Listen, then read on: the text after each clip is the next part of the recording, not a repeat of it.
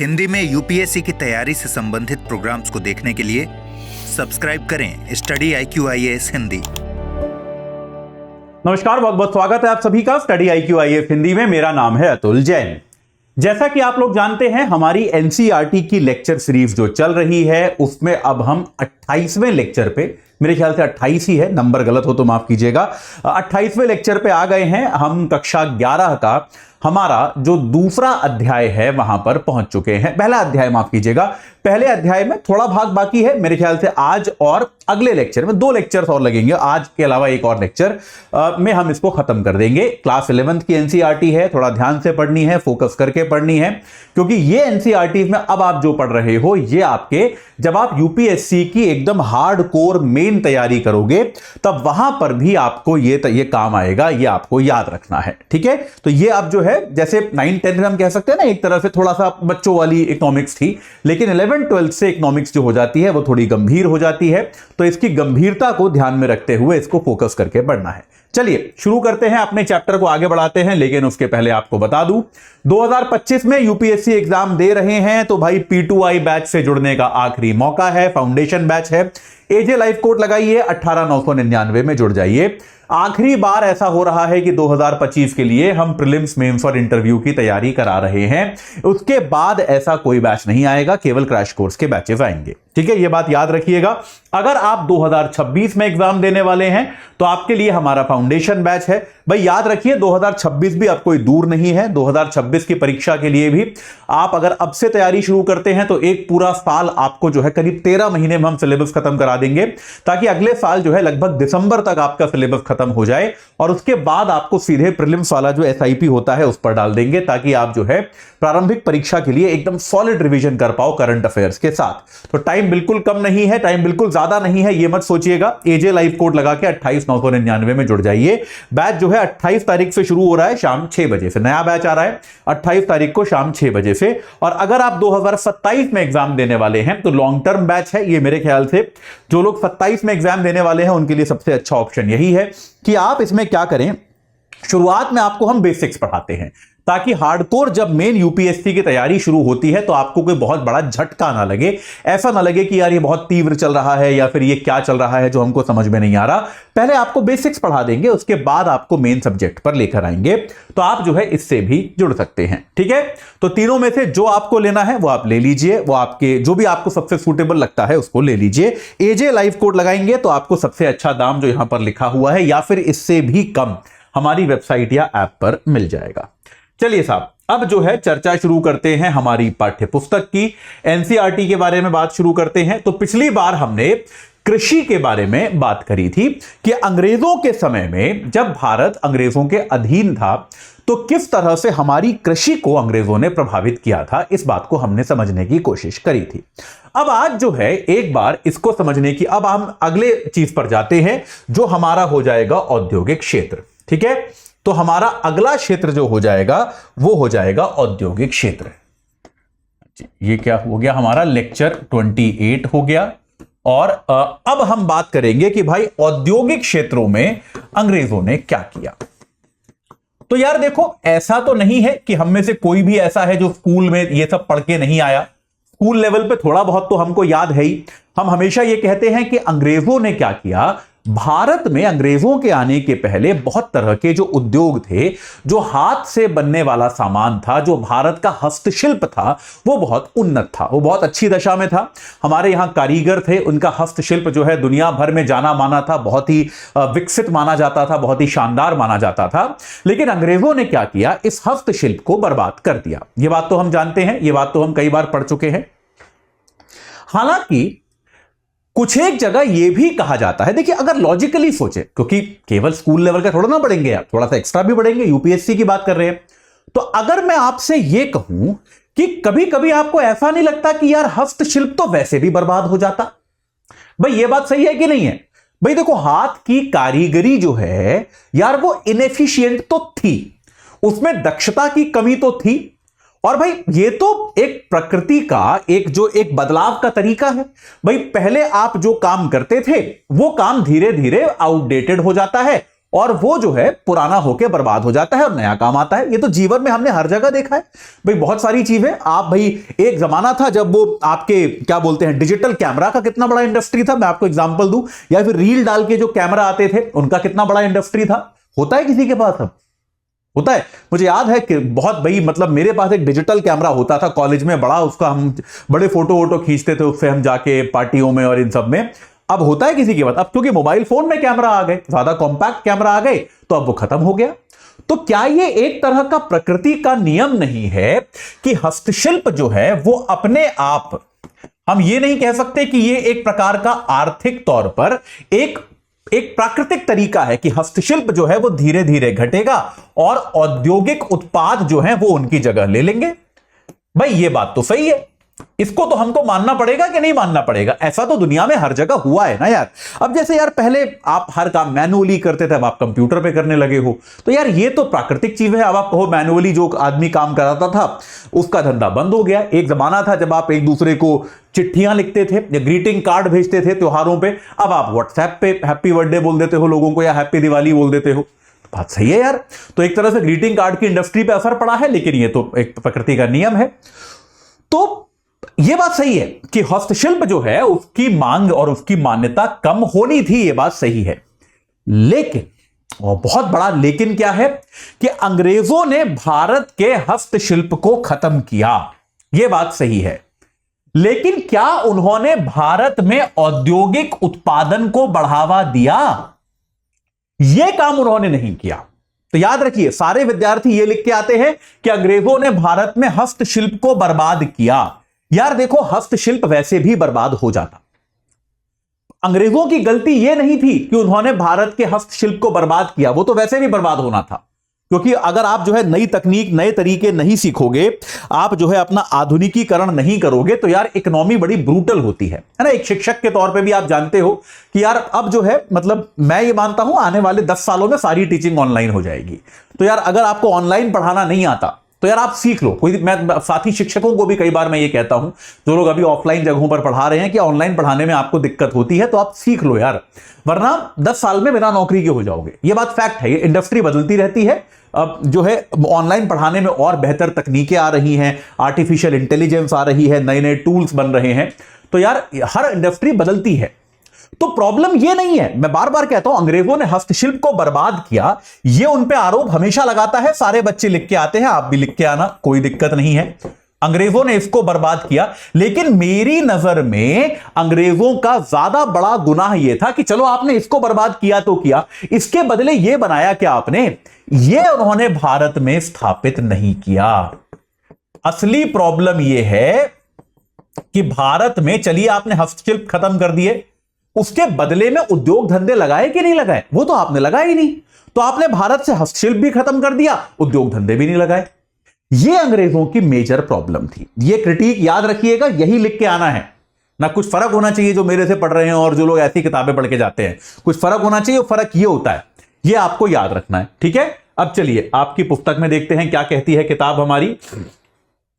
ये औद्योगिक आधार का विकास हमारे यहां नहीं हुआ, देश की जो शिल्प कलाओं का पतन हो रहा था, लेकिन उस प्रतिष्ठित परंपरा का स्थान ले सकने वाली किसी आधुनिक औद्योगिक आधार की रचना भी नहीं होने दी गई।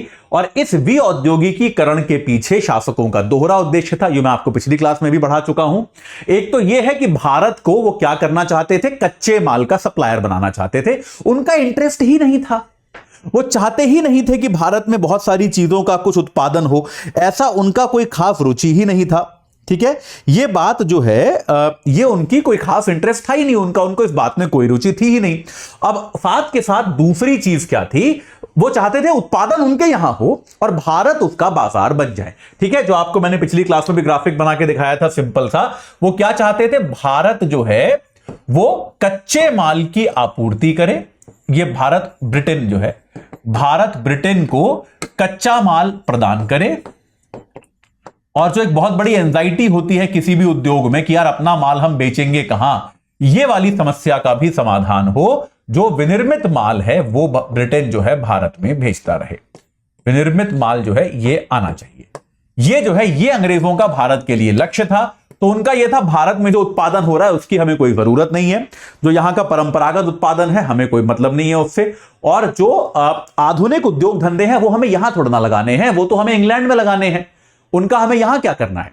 तो अंग्रेजों ने भारत को एक तरह से दोनों तरफ से नुकसान पहुंचाया। भारत की परंपरागत कलाओं को उन्होंने बर्बाद कर दिया और नए उद्योग धंधे भी यहां पर नहीं लगाया। अब ऐसे में क्या होगा भाई, निश्चित तौर पे बेरोजगारी फैलेगी। जब आप शिल्पकला बंद कर दोगे, उद्योग लगाओगे नहीं, तो क्या होगा, बेरोजगारी फैलेगी। ठीक है, और इसके अलावा क्या हुआ, एक और जहां भारी स्तर की बेरोजगारी फैल रही थी, वहीं स्थानीय उत्पादों से वंचित भारतीय बाजारों में मांग का भी प्रसार हो रहा था। अंग्रेजों को एक यह भी लगता था, जानबूझकर भी उन्होंने भारतीय शिल्प को बर्बाद किया, ताकि भारतीय शिल्प द्वारा उत्पादित सामान जब नहीं होगा तो लोग कुछ तो खरीदेंगे, तो लोग जो है अंग्रेजों द्वारा बनाया गया सामान खरीदेंगे। तो अंग्रेजों ने जो है इस तरह से इसका जो है विस्तार किया कि उन्होंने क्या किया, एक तो इससे बेरोजगारी फैली और अंग्रेजों के माल का विस्तार हुआ। अंग्रेजों के माल का जो है आपको विस्तार होता हुआ नजर आया। तो ये दोनों चीजें जो है आपको होती हुई स्पष्ट तौर पर नजर आई। ये एकदम क्लियर एक आपको जो फर्क आपको नजर आता है, ये एक स्पष्ट तौर पर आपको अंग्रेजों की नीति जो है, कूटनीति आपको यहां पर नजर आती है कि भाई ये वो चीज है जो अंग्रेजों ने करने का प्रयास किया। ये एकदम स्पष्ट है, इसमें कोई संदेह नहीं है। निश्चित तौर पर अंग्रेजों ने पूरी तरह से सोच समझकर ऐसा किया था, इसमें किसी प्रकार का कोई संदेह नहीं है। ठीक है, चलिए, हां जी। तो अब इसके अलावा क्या हुआ, 19वीं सदी के उत्तरार्ध में भारत में कुछ आधुनिक उद्योगों की स्थापना हुई। ऐसा नहीं है कि हमारे यहां कोई उद्योग था ही नहीं, थोड़े से उद्योग बने, लेकिन उनकी उन्नति बहुत धीमी रही। प्रारंभ में तो यह विकास केवल सूती वस्त्र और पटसन उद्योगों को आरंभ करने तक ही सीमित था। सूती कपड़ा मिलें प्रायः भारतीय उद्यमियों द्वारा लगाई गई थी और यह आज देश के पश्चिमी क्षेत्रों यानी कि महाराष्ट्र और गुजरात में थी। पटसन उद्योग का श्रेय जो है वो विदेशियों को दिया जा सकता है। तो भारत में शुरुआत में क्या उद्योग थे, एक तो सूती वस्त्र उद्योग था, यह आमतौर पे भारतीयों द्वारा लगाया गया था। कहां पर लगाया गया था, महाराष्ट्र और गुजरात में, और आमतौर पर यह भारतीय उद्योगपति जो थे, भारतीय इसमें उद्यमी जो थे, वो इस उद्योग को लगा रहे थे। वहीं दूसरी ओर पटसन का जो उद्योग था, यह आमतौर पर कहां था, पूर्वी तट पर आपको ज्यादा देखने को मिलेगा। अगर आप पटसन की बात करें, यह जो है केवल बंगाल तक सीमित था। ठीक है, पटसन उद्योग जो है यह कहां पर था, ये बंगाल में था और ये आमतौर पे विदेशियों ने लगाया। विदेशी उद्यमी जो थे उन्होंने ये उद्योग लगाए। तो ये दो प्रमुख उद्योग जो है भारत में शुरुआत में लगने शुरू हुए। बहुत ही कम विकास, औद्योगिक विकास इतने बड़े देश के हिसाब से बहुत ही सीमित, बहुत ही कम माना जा सकता है। इसके अलावा टाटा आयरन स्टील कंपनी की स्थापना 1907 में हुई। एक बहुत बड़ी कंपनी बनी भारत में, ये Tata iron steel company, Tata iron steel company, TISCO जिसको हम कहते हैं। टिस्को की शुरुआत कब हुई, 1907 में टिस्को की शुरुआत हुई। तो ये एक तरह से एक प्रकार की पहली कंपनी मानी जा सकती है, बड़ी स्टील की कंपनी जो भारत में बनाई गई। हां जी, ये टिस्को की शुरुआत हुई। दूसरे विश्व युद्ध के बाद आप देखेंगे चीनी सीमेंट, कागज आदि के कारखाने भी जो है वो विकसित होने शुरू हो गए। ये क्या हुआ भाई, कुछ तो एकाएक इसमें समस्या उत्पन्न हुई। ये क्या लाइसेंस वाइसेंस,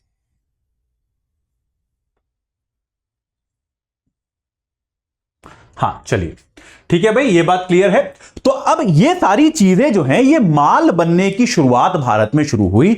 ये सारा माल के उत्पादकता वाली जो चीजें थी, ये भारत में बननी शुरू हुई, इसमें कोई संदेह नहीं है। ठीक है, ये बात क्लियर है। अब इसमें क्या है, देखिए ये बात क्लियर है, लेकिन तब भी भारत में पूंजीगत उद्योगों का विकास ना के बराबर था। पूंजीगत उद्योग क्या होते हैं, यह बात मेरे को आपको बतानी है। पूंजीगत उद्योग बेटा वो होते हैं, पूंजीगत उद्योग का विकास हमारे यहां नहीं था। ठीक है, पूंजीगत उद्योग जो होते हैं वो क्या होते हैं, ये ऐसे उद्योग होते हैं जैसे जो अन्य उद्योगों की मदद करते हैं। जैसे अन्य उद्योगों के लिए मशीनरी बनाना, भाई अगर आप जो है, देखिए इस बात को समझिए कि अगर आप एक ऐसा देश है जहां पर कोई खास उद्योग धंधे है नहीं, तो कायदे में पहले तो आपको वो उद्योग लगाने चाहिए जो बाकी उद्योगों के लिए मशीनें बनाए। भाई हैवी मशीनरी के उद्योग लगाओ, ताकि क्या होगा कि मशीनें बनेंगी तो बाकी कंपनियां जो है, बाकी कोई उद्योगपति है, आज की तारीख में अगर मैं एक उद्योग लगाना चाहता हूं तो मैं वो मशीनें खरीद के अपना उद्योग शुरू करूंगा। भाई आपको अपने उद्योगपति को ये सुविधाएं तो देनी पड़ेंगी ना कि आपके यहां मशीनें बनती हैं, आपके यहां मशीनें जो हैं वो प्रदान की जाती हैं। ये सारी चीजें जो हैं ये आपको एक ये सारी सुविधाएं तो आपको मिलनी पड़ेंगी। अगर ये सारी सुविधाएं आपको नहीं मिलेंगी तो आपके देश में पूंजीगत उद्योगों का विकास, आपके देश में बाकी उद्योगों का विकास कैसे होगा? तो इसीलिए पूंजीगत उद्योगों का विकास भारत में ना के बराबर हुआ। और देखिए याद रखिएगा, हालांकि आपको आगे पढ़ाऊंगा, इसीलिए जब भारत आजाद हुआ तो सरकार का प्राथमिक फोकस कहां था कि हम पूंजीगत उद्योग ज्यादा लगाएं। आजादी के बाद सरकार को समझ में आया कि ऐसे तो नहीं चलने वाला, अब तो हम आजाद हो गए, अब हमारी जिम्मेदारी है, तो हमको सबसे पहले पूंजीगत उद्योग लगाने पड़ेंगे। सरकारों ने यह कदम उठाया आजादी के बाद। यह बात क्लियर हो गई? ठीक है, चलिए। हां जी, नव औद्योगिक क्षेत्रों की समृद्धि जो है, क्या हो रहा है, नव औद्योगिक क्षेत्र जो है उनकी समृद्धि जो है वो बहुत ही कम थी, ये बात हम जानते हैं। कुछ एक दो पहले हटा देते हैं मेरे ख्याल से, हाँ, तो इससे हमें मुक्ति मिल जाएगी इस समस्या से, ऐसा प्रतीत होता है। कुछ स्टोरेज स्पेस, पता नहीं क्या प्रॉब्लम है। अच्छा, शुरू से चालू कर दिया इसने, चलिए कोई नहीं, तो हम यहां नीचे चले जाते हैं। तो आपका जो नए औद्योगिक जो है, नए उद्योगों का विकास जो है वो अचानक से कम हो गया। नए उद्योगों का विकास जो है वो किसी भी प्रकार से होता हुआ नजर आया नहीं, ये बात एकदम स्पष्ट है। ठीक है, तो सार्वजनिक क्षेत्र का कार्य जो है, जैसे हम देखेंगे आजादी के बाद सरकार ने बहुत सारा योगदान दिया। देखिए कई बार यह भी होता है कि हम कहते हैं कि भाई निजी क्षेत्र का तो अभी विकास कैसे करेगा, इतना गरीब देश है, इतना पिछड़ा हुआ देश है, लेकिन सरकार तो पैसा लगा सकती थी। जैसे आजादी के बाद हम देखेंगे कि यार चलो निजी प्राइवेट सेक्टर भारत में नहीं था, उस समय प्राइवेट सेक्टर के पास पैसा ही नहीं था, पूंजीपति नहीं थे भारत में, गिनती के 2-4 पूंजीपति थे, लेकिन उसमें क्या होता हो सकता था, कम से कम सरकार तो अपने सार्वजनिक क्षेत्र के उद्यम तो लगाए जा सकते थे। क्या लगाए गए? नहीं लगाए गए। तो सार्वजनिक क्षेत्र के उद्यम भी जो हैं वो केवल रेल, विद्युत उत्पादन, संचार, बंदरगाह, इस प्रकार की चीजों तक ही रह गए। ठीक है, मतलब जैसे अगर पूंजीगत निवेश जो होता है वो हमेशा सार्वजनिक क्षेत्र के उपक्रम को ही करना पड़ता है शुरुआत में, कम से कम। सार्वजनिक क्षेत्र मतलब सरकार, सार्वजनिक क्षेत्र के उपक्रम भी जो थे वो ना के बराबर थे। बस संचार इत्यादि में, परिवहन इत्यादि में अंग्रेजों ने थोड़ा बहुत पैसा लगाया। उसका भी लक्ष्य उनका यही था कि भाई हम ये चाहते हैं कि हमारे शासन प्रशासन को चलाने में किसी प्रकार की असुविधा ना हो, इस उद्देश्य के साथ उन्होंने पैसा लगाया। भारत में उद्योग धंधों का विकास हो ऐसा उन्होंने कभी नहीं सोचा, ऐसा उनका कोई लक्ष्य था नहीं। देखिए जैसा मैं आपको पहले भी बता चुका हूं, अंग्रेजों के बारे में आपको इस बात को याद रखना होगा।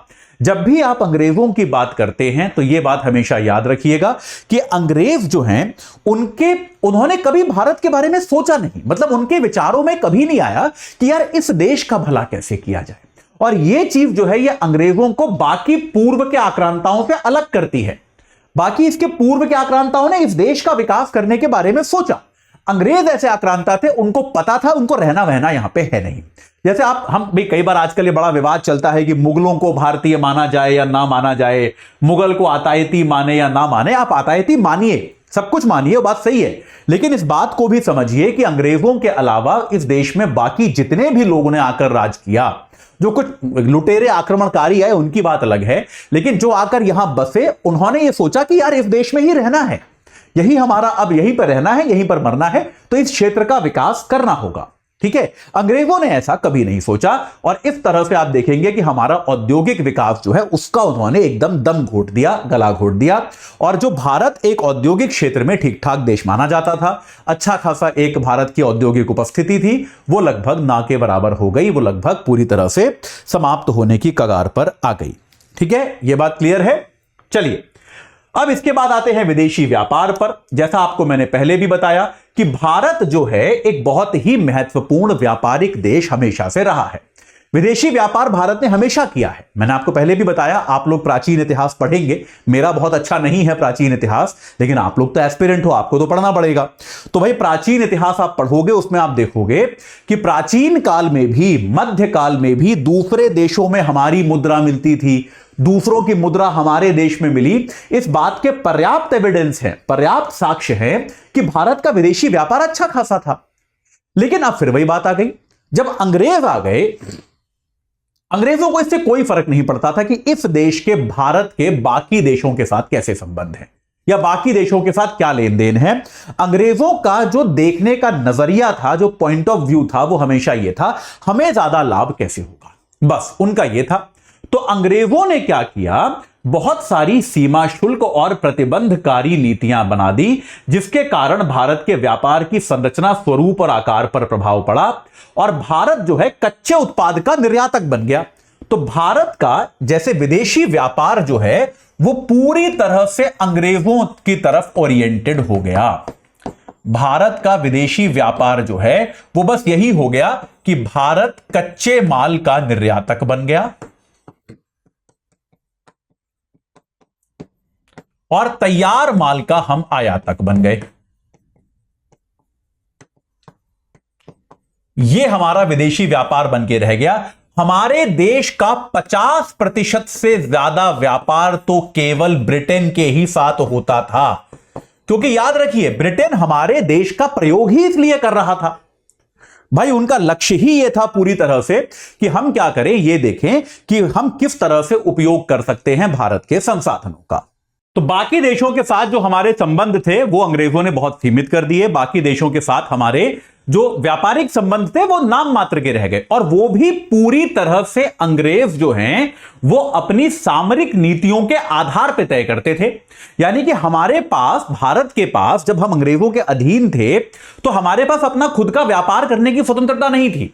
अंग्रेज तय करते थे कि हम किसके साथ व्यापार करेंगे, अंग्रेज तय करते थे कि हम किसको आयात करेंगे, किसको निर्यात करेंगे। ये सारी चीजें जो हैं ये अंग्रेज तय करते थे, ये भारतीय तय नहीं कर पाते थे। ये बात क्लियर हो गई, ये बात स्पष्ट हो गई।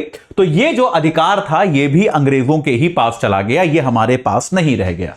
ठीक है, अब चलिए एक बार देखते हैं आपकी किताब इसमें आगे क्या कहती है।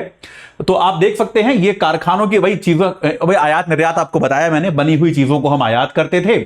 आधे से अधिक व्यापार तो केवल इंग्लैंड तक सीमित था, बाकी व्यापार चीन, श्रीलंका और ईरान से होने दिया जाता था। सुएज नहर का व्यापार मार्ग खुलने से तो भारत पर अंग्रेजी व्यापार का नियंत्रण और भी सख्त हो गया। ये सुएज नहर के का चित्र जो है यहां पर इन्होंने लगाया नहीं है, गलती कर दी है, तो मैं आपको लगा के बता देता हूं। ये फिर से कुछ गड़बड़ हो गई है, पर कोई बात नहीं। हम आपको सुएज नहर का एक चित्र जो है ये आपको मैं दिखाई देता हूं। हां जी, ये सुएज नहर का, ये, हाँ, तो ये देखिए, ये आपको सुएज नहर का चित्र मैं आपको दिखा देता हूं। तो जैसे मान लीजिए कि पहले क्या होता था, अगर कहीं पर, आप इसको ऐसे समझ के रखिए कि भारत से किसी वस्तु को आपको इंग्लैंड भेजना है, तो इंग्लैंड यहां पर है, लंदन आपको यहां दिख रहा है, भारत आपको यहां दिख रहा है। तो पहले भारत से, मान लीजिए मुंबई से कोई वस्तु को आपको, किसी जहाज को आपको यहां भेजना है लंदन, तो वो पहले पूरा अफ्रीका के चारों ओर परिक्रमा करके ऐसे करके यहां पहुंचता था। ठीक है, यह बात क्लियर हुई। लेकिन धीरे धीरे फिर क्या हुआ, सुएज नहर में क्या हुआ, यहां पर आप इस तरह से, यहां पे छोटा सा खाड़ी है, आप यहां से चले जाते हो और यहां पर इस जगह को छोटा सा भूमि का पट्टी था, उसको काट कर सुएज नहर बनाई गई और सुएज नहर के जरिए आप देख सकते हैं कि आप कितनी सरलता से अब लंदन तक पहुंच सकते थे। आपको दोनों मार्गों में फर्क नजर आ रहा है, ये वाला मार्ग और ये वाला मार्ग। मेरे ख्याल से बहुत ही सिंपल विजुअल तरीके से केवल देखकर ही आप बता सकते हो कि जहां पहले बहुत ज्यादा समय और खर्च होता था, सुएज नहर के बनने के पहले भारत से किसी भी माल को ब्रिटेन भेजने में पहले बहुत ज्यादा आपका समय लगता था, बहुत ज्यादा आपका पैसा लगता था। वहीं दूसरी ओर ये चीज जो है आपकी निश्चित तौर पर कम हो गई, इसमें कोई डाउट नहीं है। तो भाई ये चीज जो है आपकी लंदन आसानी से पहुंचने लग गई, इसमें कोई समस्या नहीं है, इसमें तो कोई दिक्कत नहीं है। तो सुएज नहर के बाद जो है हमारा जो व्यापारिक प्रक्रिया थी वो और ज्यादा अंग्रेजों पर आधारित हो गई, इसमें कोई संदेह नहीं रहा।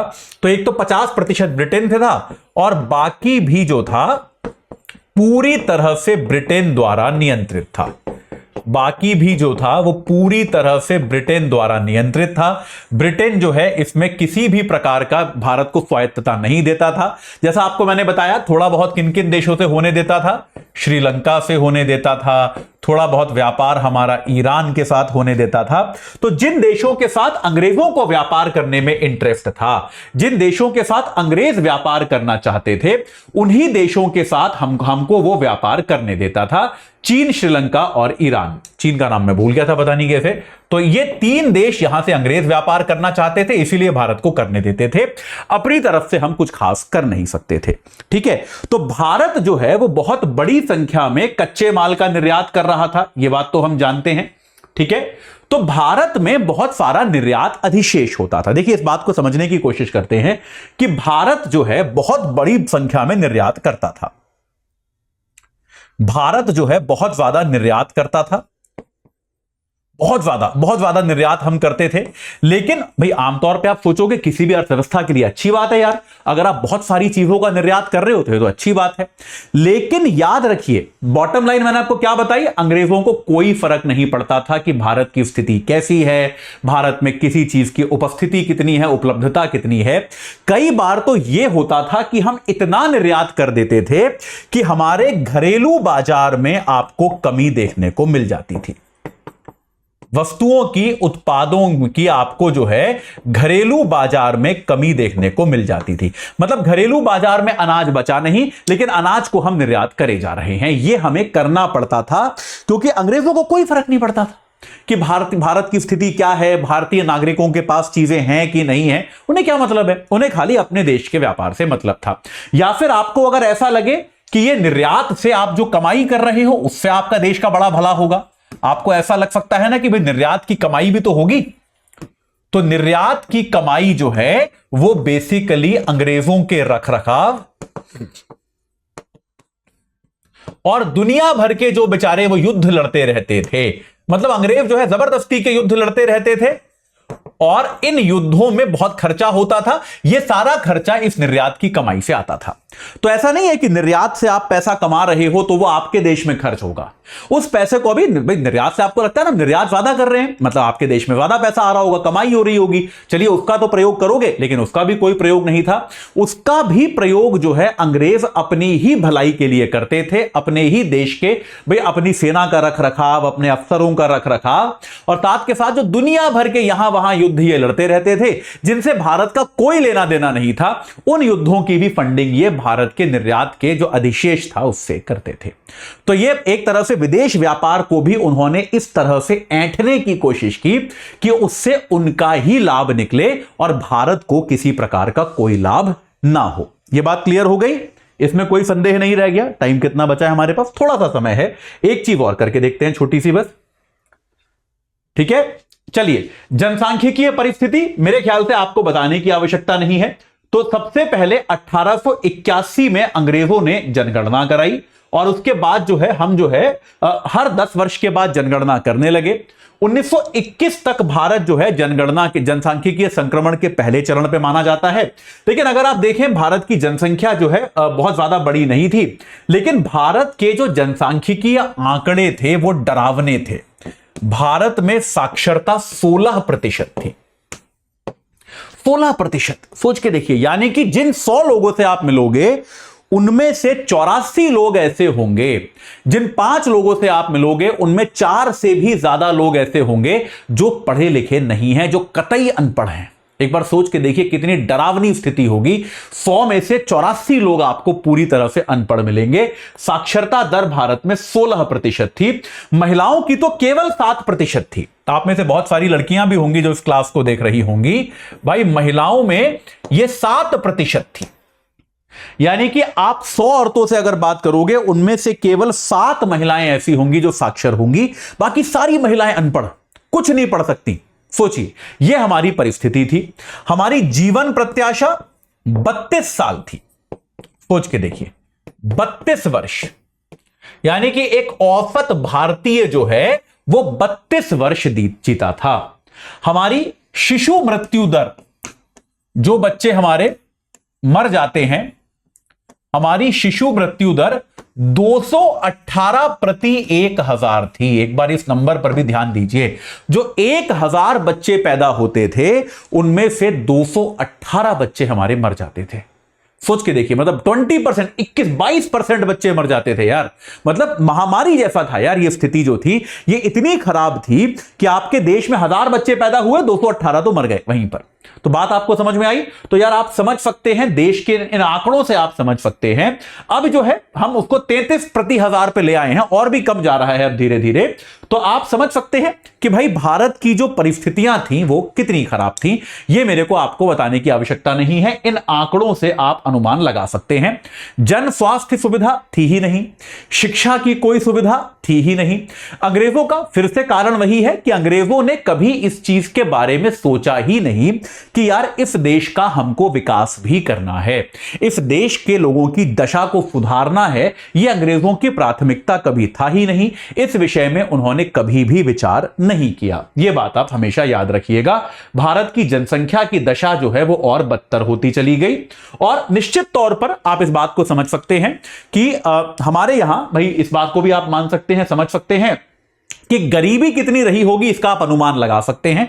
गरीबी का ठीक से कोई मापन नहीं होता था उस समय, तो कोई सही आंकड़ा नहीं है हमारे पास। लेकिन अगर मैं आपको बताऊं कि यार किसी देश में 16% की साक्षरता है, ठीक है, महिलाएं 7% साक्षर हैं, जीवन प्रत्याशा 32 साल है, 1000 बच्चों में से 218 बच्चे मर जाते हैं, जन स्वास्थ्य सुविधाएं जो हैं वो हैं ही नहीं, जन स्वास्थ्य सुविधाएं जो हैं वो नहीं है, शिक्षा की सुविधा जो है वो ना के बराबर है, नहीं है। तो आप गरीबी का अनुमान तो लगा ही सकते हो ना। मतलब आप सोच ही सकते हो कि यार गरीबी जो है वो कितनी रही होगी, क्या विद्रूप स्वरूप रहा होगा गरीबी का, इसका अनुमान आप लगा सकते हो।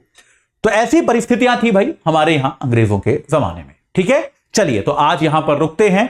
अगली क्लास में इस चैप्टर को खत्म करेंगे। इस चैप्टर को समाप्त करके अपना पहला अध्याय हम समाप्त करेंगे। ठीक है, चलिए तो अभी के लिए इतना ही।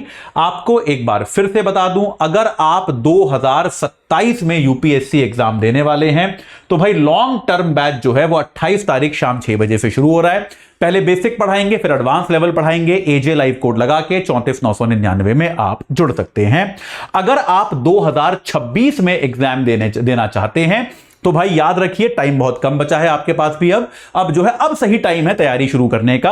28 तारीख से शाम 6 बजे से बैच शुरू हो रहा है। एजे लाइव कोड लगाइए, 28,999 में जुड़ जाइए। और अगर आप 2025 में एग्जाम देने वाले हैं तो भैया आखिरी बैच हमारा जो है वो शुरू हो चुका है।